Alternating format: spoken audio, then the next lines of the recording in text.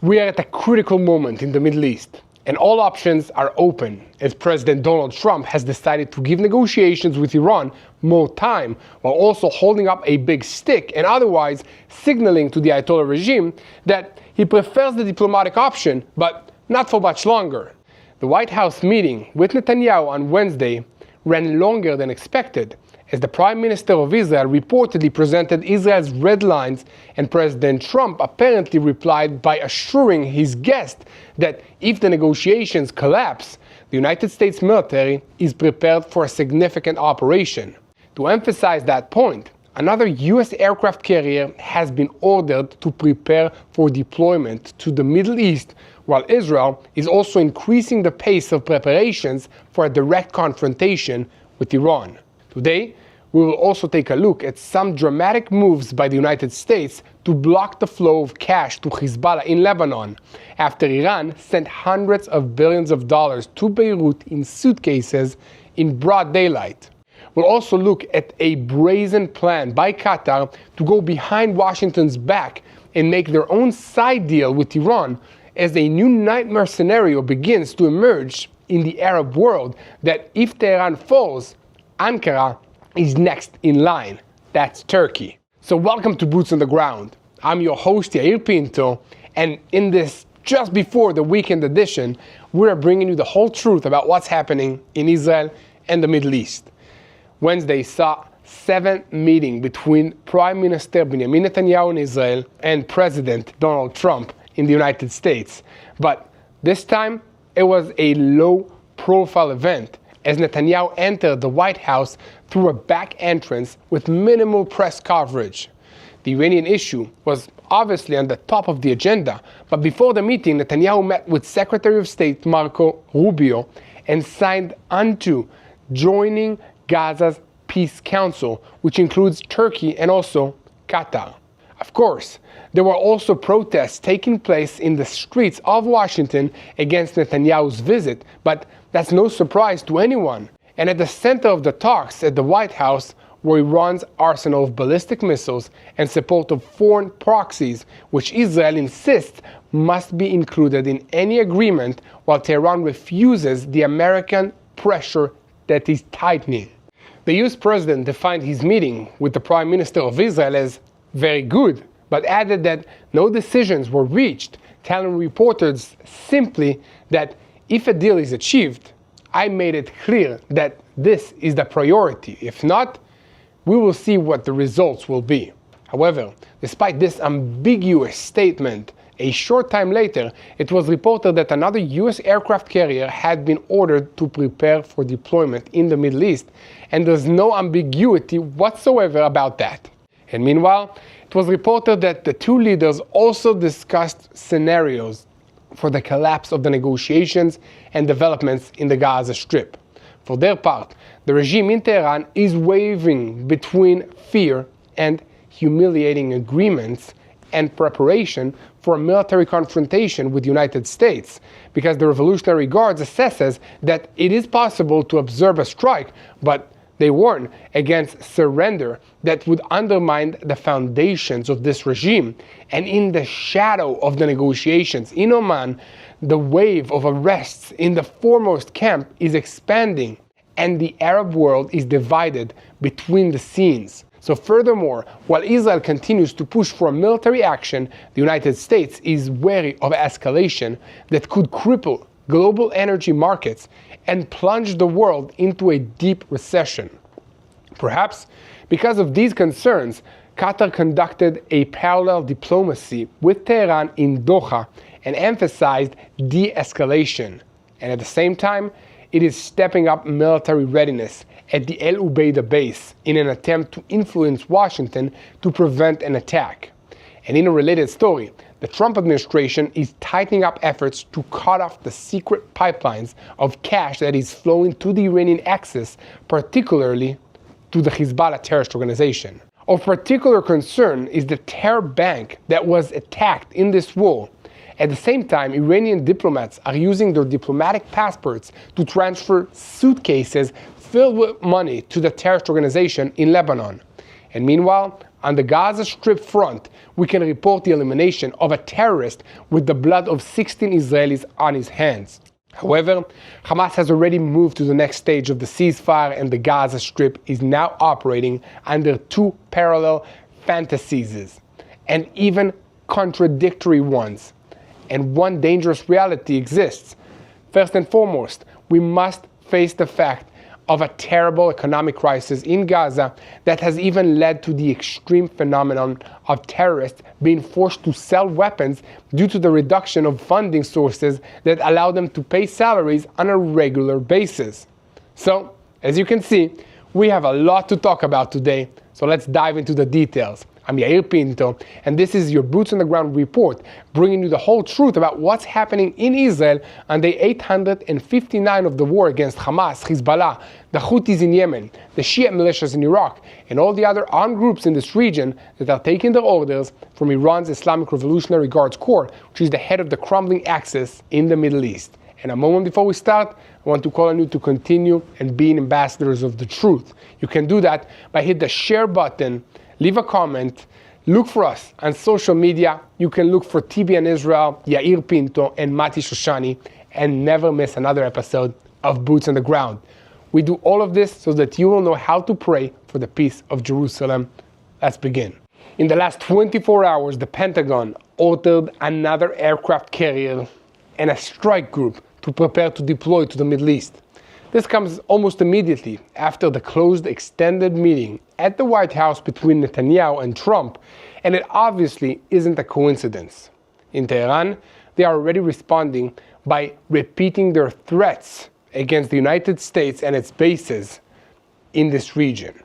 So the question now is very simple. Is this pressure on the table to bring Iran to an agreement, or has the system already started moving towards a strike, with the talks just being about providing a short window of time before the blow is struck? To answer that question, we'll start with the operational track. While in the closed rooms in Washington, they spoke about diplomacy on the ground, the Americans are increasing their presence in this region, not reducing it. This was the 7th meeting between Netanyahu and Trump within 1 year, and the 6th on the United States soil since Trump returned to the White House. But this meeting was unlike previous ones, because everything was conducted in a low profile, with Prime Minister Netanyahu coming into the White House through a back entrance and minimal press coverage of the summit. There were no statements at the start of the meeting, and no press conference was scheduled at the end of it. Even the location was relatively unusual, not in the Oval Office, but in the cabinet room at the White House. The message is clear. This was a serious meeting meant to conduct serious business with a minimum of fanfare and public exposure. However, there were people who didn't like that last part. Outside the White House, a pro-Palestinian protest was held with the noise of whistles and sirens in the background, attempting to draw attention and distract the leaders inside the White House trying to conduct the serious business that they were there to do. So even before Netanyahu sat down with President Trump at the White House, Netanyahu met with Secretary of State Marco Rubio and signed a document joining the Peace Council for Gaza, which also includes Turkey and Qatar. This is a document that was signed earlier and was submitted now. And in simple words, while Washington is building a political track for Gaza with regional players, Jerusalem is trying not to lose control of the big picture, especially with Iran at the top. And following the meeting, precisely, Trump summed it up in a post on his Truth social media account, calling it a very good meeting, which is part of a long-standing and wonderful relationship between Israel and the United States of America.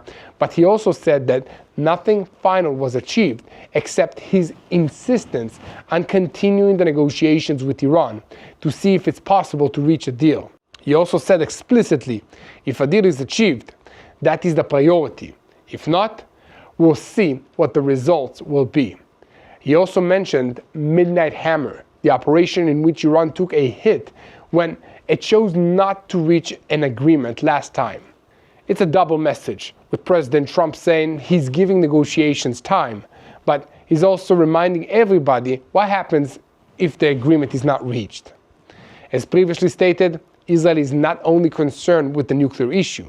Netanyahu came to the meeting with the hope of making it clear that Israel will insist on any agreement, including limits on Iran's ballistic missile capability, and an end to their support of the proxy terrorist groups all around this region.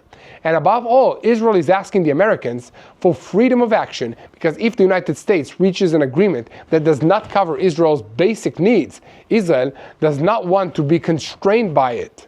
In Jerusalem, they remember that the precedent of the previous decade and the JCPOA nuclear deal, Israel felt compelled to remind everybody that they had not signed off on this deal and were not bound by it. But in practice, Israel did not strike Iran's nuclear project for many years.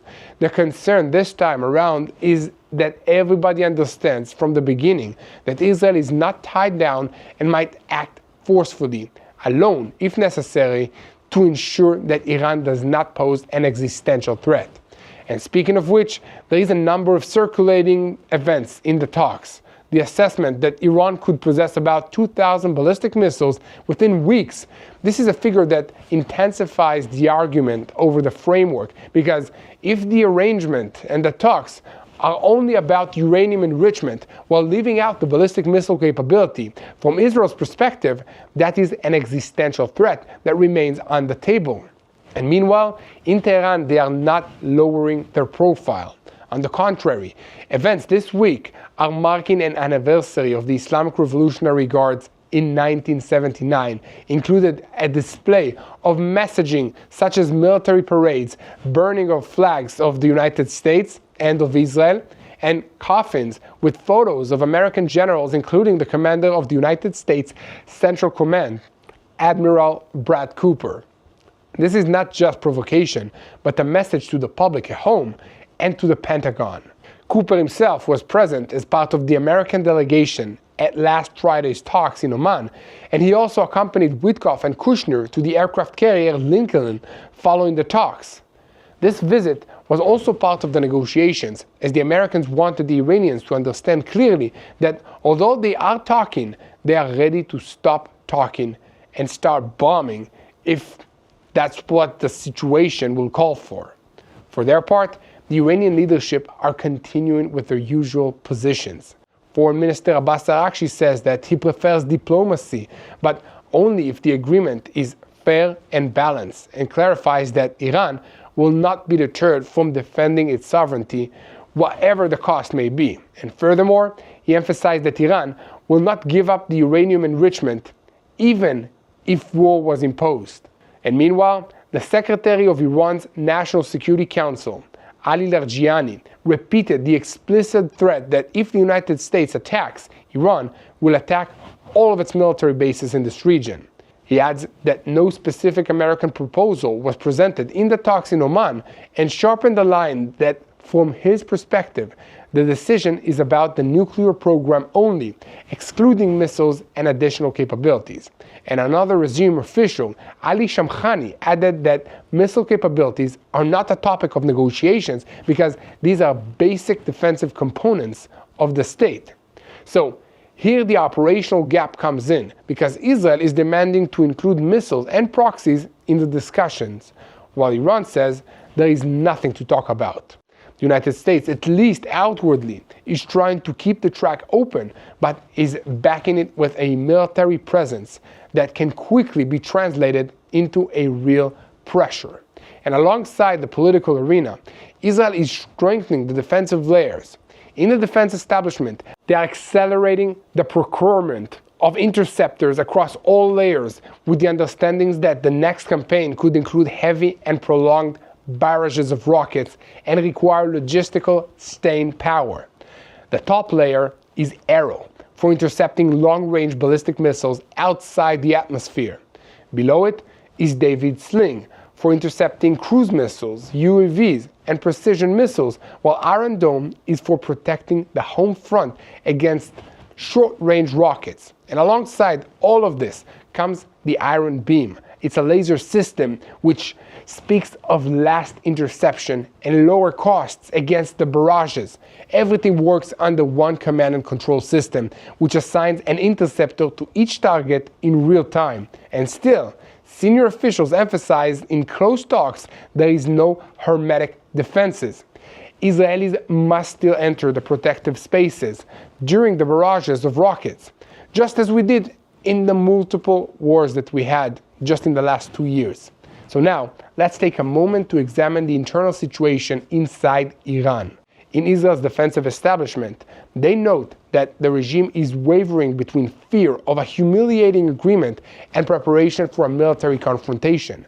The senior leadership of the Revolutionary Guards appear to believe that it is possible to absorb an American strike and it will not necessarily topple the regime, since historically air power alone does not bring down a government. But they also warn against opposite scenarios: surrender to the United States that dictates on nuclear issues, on missiles, and also on proxies that could undermine the foundations of the regime from within, harm the national honor, and open a survival crisis for the Ayatollahs.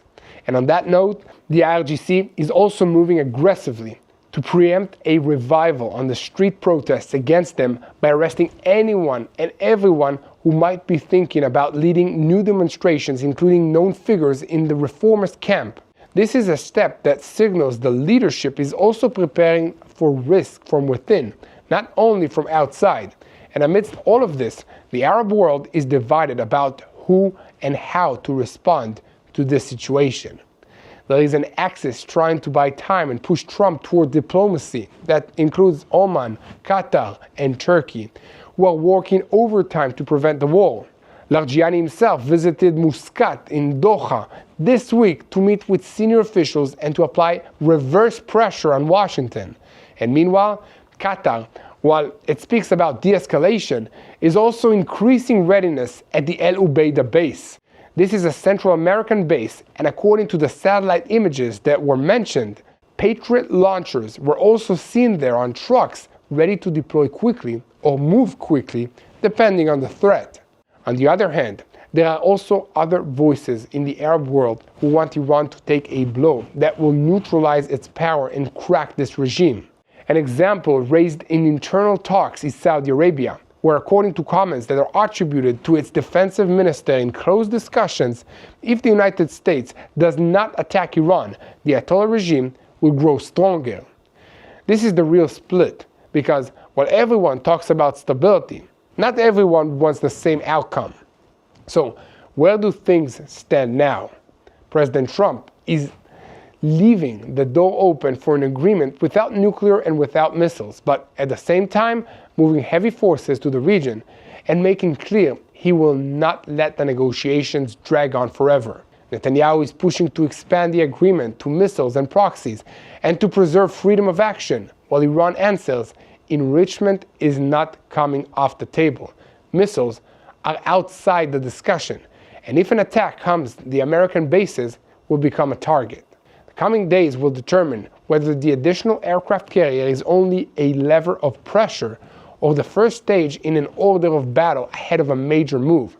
And if the talks collapse, the question will no longer be about if, but who gives the first order and who pays the first price. And here at TBN Israel, we will report about every development on this issue. So it's important for us that you hit that subscribe button and stay tuned to the truth in real time so that you never miss another episode of Boots on the Ground by me, Yair Pinto, and our team here in Jerusalem on various social media networks. And now, we've talked a lot today about the kinetic battlefield here in the Middle East.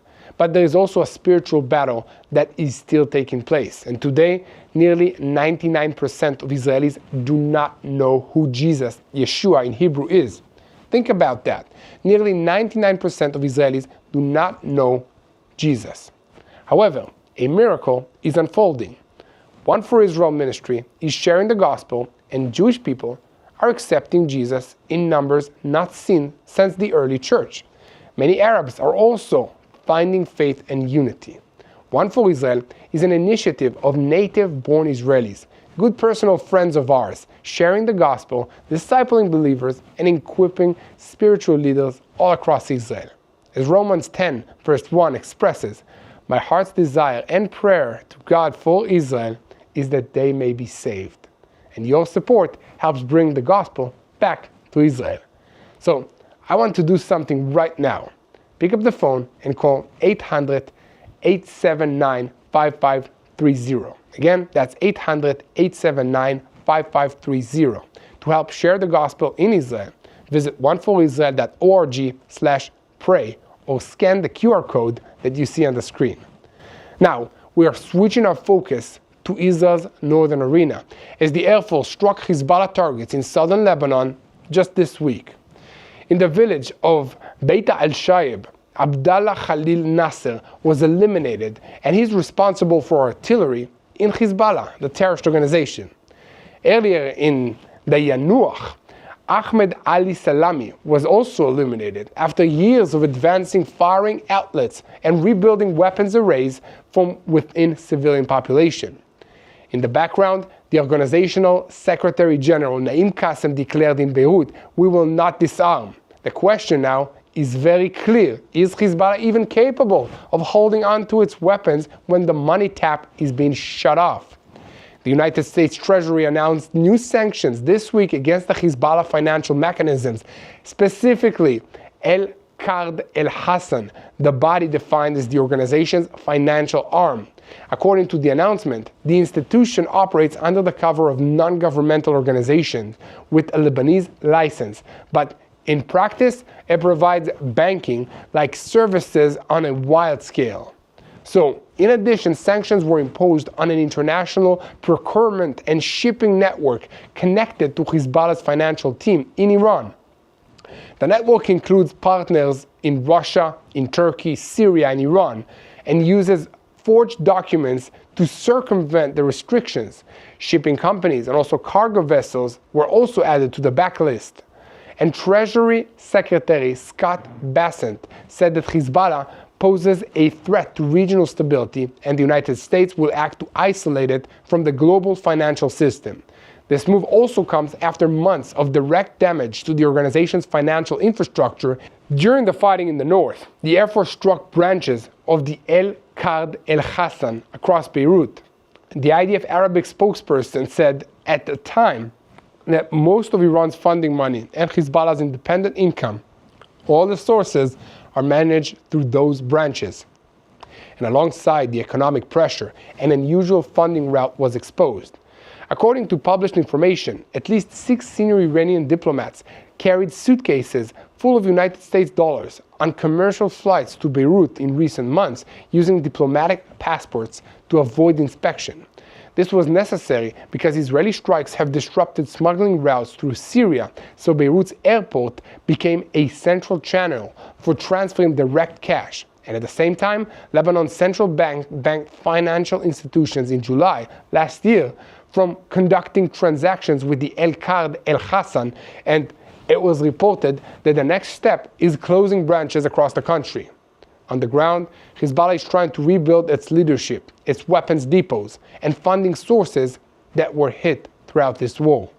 The rehabilitation costs are estimated at billions of dollars. But against declarations of legitimate resilience and refusal to disarm, reality is changing. Money moves in suitcases because the banking system is blocked. Gold is converted to cash because accounts are frozen, and shipping networks are shut down because they enter blacklists. The combination of targeted eliminations, strikes on financial infrastructures, and global sanctions puts the organization at a crossroads. If the cash tap truly closes, there will be nothing to rebuild and rearm with. The question is who breaks first, the access that funnels suitcases or the organization trying to survive without a bank. Here at TBN Israel, we will continue to report on every development on these issues, so keep spreading the truth, share, and follow us. Most importantly, do not forget to hit that subscribe button so that you never miss another episode of Boots on the Ground. Now, we are switching our focus to the Gaza Strip because this week, the IDF and the Shin Bet eliminated a Hamas terrorist who was responsible for the deaths of soldiers during the maneuver last year. In the defense establishments, they say that this is part of a clear line to dismantle Hamas and its ability to survive and be prepared for any kind of scenario. Even if right now Israel is doing everything so that the ceasefire holds, and even if the crossings are operating, the forces on the ground are preparing to shift up the gear. The latest elimination relates directly to the fighting area in the northern parts of the Gaza Strip. This is Ahmed Hassan, the head of the sniper array of Hamas's Beit Hanun battalion. According to the defense establishment, he led a terror attack last year that resulted in 5 IDF soldiers losing their lives and 2 others being severely wounded. He was also involved in additional incidents. In one of them, Master Sergeant Ghaleb Nasser lost his life when an RPG was fired at a force that is operating in the northern parts of the Gaza Strip near a tunnel that was located between the forces and the fence. In another incident, Master Sergeant Asaf Kafri lost his life and 2 other soldiers were severely wounded. From the IDF's perspective, this is a message. Anyone who tries to rebuild terror outlines will be dealt with. Also this week, it was cleared for publication that Basel Chimoni, a senior Hamas figure responsible for the double bus attacks in Beersheba in 2004, was also eliminated. In the attack he planned and led, 16 Israeli civilians were murdered and about 100 others were wounded. Chimoni, originally from Hebron, was arrested, tried, and imprisoned, but later he was released in the Gilad Shalit deal that exchanged the Israeli soldier that was kidnapped to Gaza for multiple convicted Palestinian terrorists. Then, according to the IDF statement, he returned to recruiting attackers and directing terrorism, and during the war, he was also involved in producing and planting explosives against our forces, but he won't be doing that any longer because last week he was terminated in a coordinated strike of the IDF and the Israeli Air Force. And amidst all of this, Hamas has already moved to the next stage in the ceasefire plan. In the Gaza Strip, 2 parallel and contradictory fantasies are unfolding. On one side, dreams of New Gaza, a civilian project, and on the other side, talk in Israel about returning to an intense military move whose goal is the final elimination of Hamas. However, the cargo terminal at the Kerem Shalom border crossing is being expanded to move large volumes of goods, and in Rafah they are talking about a green city project that will absorb population into an area that is controlled by the IDF. At the same time, Hamas operates like a shadow government, collecting protection fees from the merchants on every truck that enters, at levels that are spoken of about 15 to 20%, and taking commissions out of the money that's entering the Gaza Strip through international bodies. And within this comes an unusual sign of distress. In the Gaza Strip, reports are emerging about Hamas operatives who are forced to sell weapons or military equipment in order to survive. According to the claims, some terrorists are not receiving salaries regularly, and sometimes not at all, and they are looking for an alternative source of income. A source in Gaza described a harsh reality, but emphasized that these are point initiatives by individuals, not an organized phenomenon. On the other hand, there are also claims of weapons confiscations for civilians and an attempt to present such moves as part of a disarmament process. And here, the political pressure comes in. A senior official on the team leading the American process says that the ceasefire is not collapsing, that everything is moving forward, and that the Rafah border crossing between Egypt and the Gaza Strip has opened and is functioning. According to him, the small details of the disarmament are now being finalized, and next month, the dismantling of weapons is supposed to begin. This is planned to proceed in stages with tunnels that will be demolished, then production facilities, then RPGs and mortars, and only at the end, small arms. His claim is clear. This will be the last thing because in Hamas they fear clan revenge if they are left without rifles before there is one rule and one weapon. The gap between the talks are underground and remains dangerous. Hamas sees survival as victory, and the IDF is closing the circles and preparing plans for every kind of scenario. Now, everything depends on the question of whether the dismantling will be real or just another layer of smokescreen on the way to the next round of fighting. So, keep spreading the truth, share, follow us. The most important thing that you can do is unite in prayer. Pray for the situation, pray for wisdom to our leaders, pray for the IDF soldiers, pray for the Israeli home front, pray for the Iranian people. They need help. They need your prayers. They need a different leadership. Pray for the people of Iran. Keep praying for the peace of Jerusalem. Hello, this is Mati here in Jerusalem with TBN Israel. This is Yair Pinto from TBN Israel here in Jerusalem. TBN Israel is keeping viewers informed with Israel-focused news, culture, and what God is doing in this land. Support TBN Israel today online at tbn.org/Israel. Thank you.